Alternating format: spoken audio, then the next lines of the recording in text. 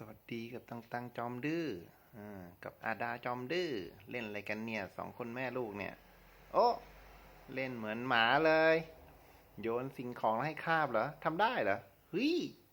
ทำได้จริงด้วยทำได้ตังเก่งจังลูกอึ๊บแน่ให้แม่เก่งจังเลยอีกสักรอบสองรอบไหมอ้าวสภาพจะเป็นอย่างนี้นะฮะถ้าเกิดว่าเล่นมากๆ นอนตายนอนตายอย่างนี้แย่แล้วตังเอ้ยนอนเสียเลยเสียความเป็นแมวนอนหมดสภาพเลยดูดิเล่นเหนื่อยจัดตังจอม